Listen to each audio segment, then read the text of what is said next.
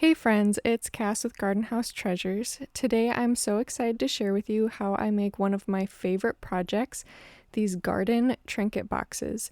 These are so much fun. I have been making these for quite a while now, and I'm just really excited to share with you how I do it. So I'm glad you tuned in today, and I hope you enjoy this video. Let's get into it.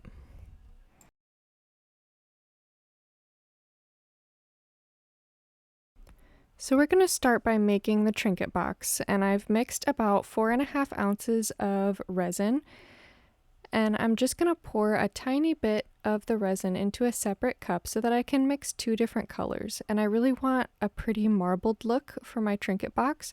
You can do whatever colors you'd like, but to make this marbled look, I'm going to do a dirty pour with just black and white. So I used the Cast and Craft white pigment paste for my white and Picasso alcohol ink in black for my black. And I'm just going to go ahead and go back and forth, pouring these two colors into the same cup now, alternating between them.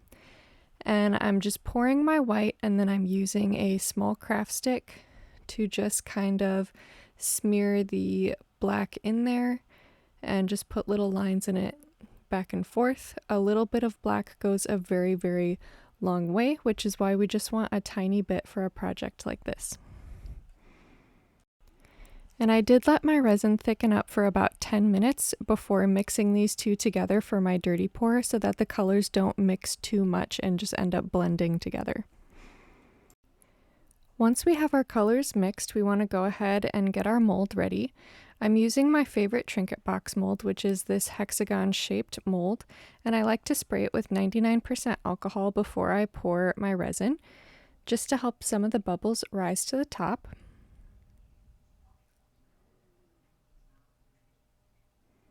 And I'm just going to take my resin, and I'm not going to swirl it or move the cup around or anything. I'm just going to pour it directly in the center and let the colors just kind of do their thing.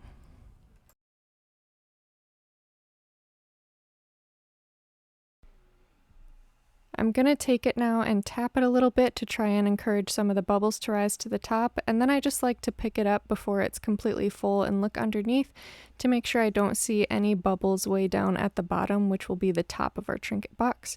If I did see any bubbles there, I would just go in with my craft stick and kind of try to dig them out, which is exactly what I'm going to do with this lid here. Before it's completely full, I'm just going in, especially in these corners where bubbles like to get trapped, with my craft stick, and just scooping out any air bubbles that might be underneath there.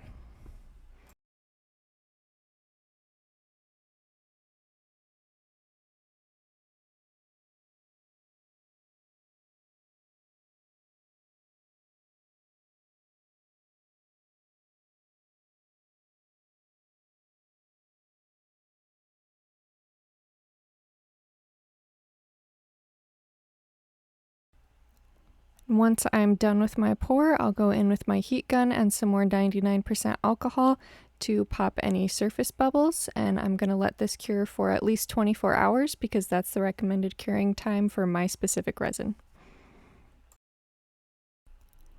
While our resin is curing, we're going to go ahead and make the decorations for the top of the trinket box out of polymer clay. Now, I'm not going to go really into depth and detail on how I make these because I do have some separate videos specifically on how to make these little succulents and flowers for the top of this trinket box, and I'll link those videos for you here in this video. But I'll just take you through it really quickly. So for the succulents, I'm using Sculpey Primo in bright green pearl, and I just pinch the end, roll it into a ball, you pitch the end and then flatten it to make a little leaf shape. And we're making two different sizes, a smaller and larger leaf, and we're just going to take each little leaf, and I've placed a piece of clay on this lid here to stick the leaves to, and we're just going to go around in a circle and place all the leaves. And then once we've finished that, we will go with a second layer in the middle of the first layer that we've made.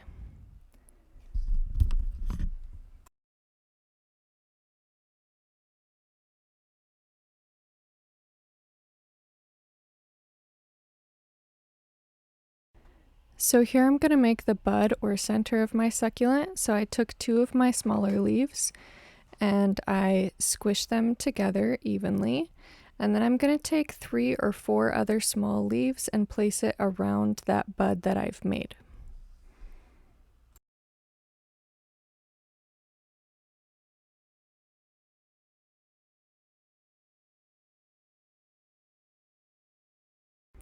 I went ahead and scored the center of my succulent with a needle tool, and now I'm just going in with the bud of the succulent and I'm placing it in the middle using a very small ball tool so that I can securely press it into place.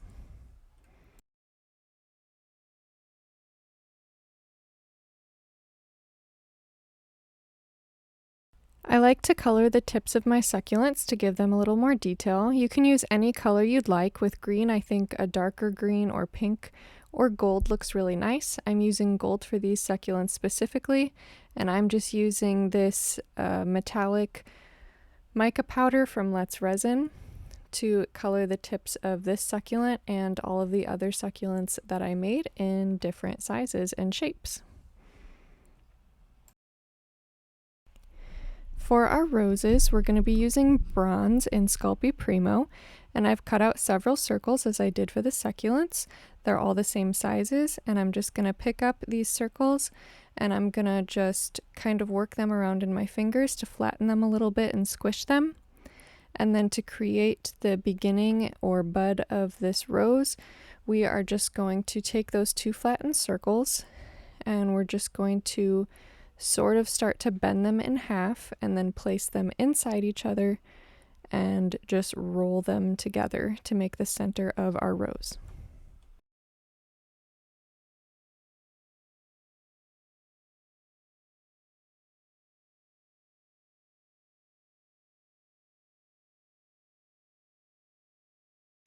Once you have the center of your rose, now all you have to do is continue taking the circles, flattening and squishing them in your fingers, and we're going to continue wrapping these around the center until we're happy with how our rose looks. You can make it as big or as small as you'd like.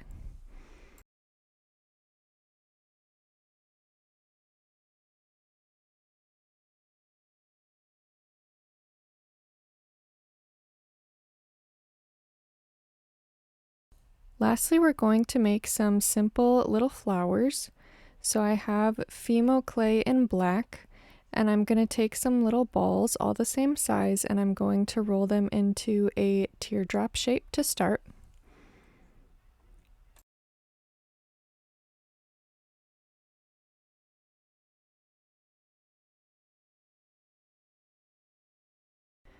Now I'm just going to go in with a sharp tool on the thicker end of my teardrop, and I'm going to make a cross or a plus sign right in the top of my teardrop. And I don't want to go too deep because I need the base to continue to hold this whole piece together. And once we've made that cross, we're going to separate our 4 sections that we've now created. We're going to take a small ball tool and we're just going to go down into the center and roll upwards with our ball tool back against our finger to create that petal shape for the top of our flower.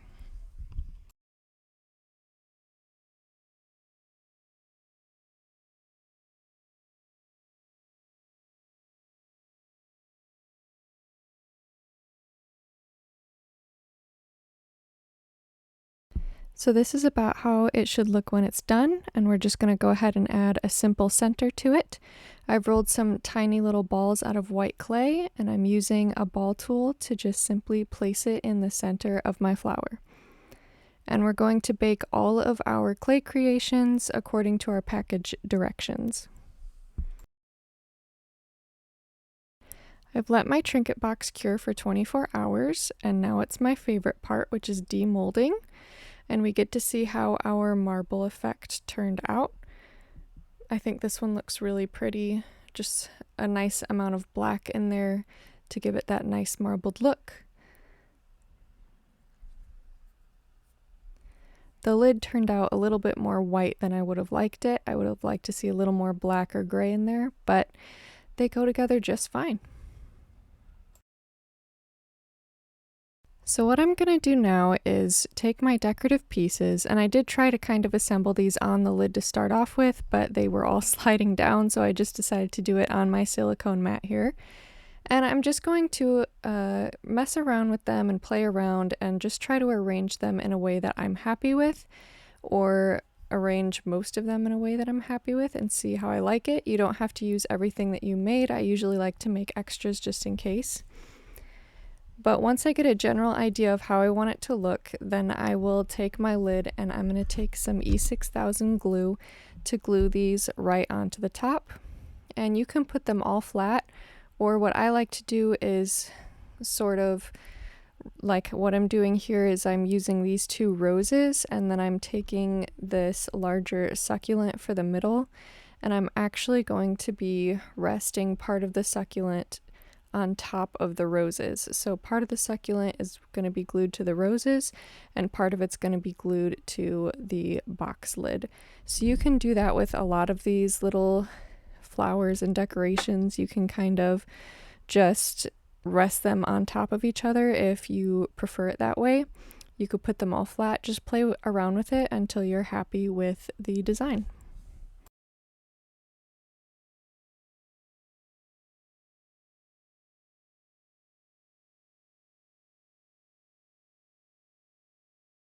So here it is all finished. Just go ahead and make sure you give your glue plenty of time to dry before using this or gifting it to someone. I made this as a gift for someone else. So this is it, all finished. I'm happy with how this one turned out. I really like the colors of the flowers and the box. And there's so many things you can use this for: your jewelry, your trinkets, your hair ties, your bobby pins, whatever you can think of. And it just looks really pretty sitting on your dresser or a shelf or wherever you'd like it. So thank you so much for stopping in and watching this video. I hope you enjoyed it and were able to learn something new. If you want to, hit that like and subscribe button. God bless.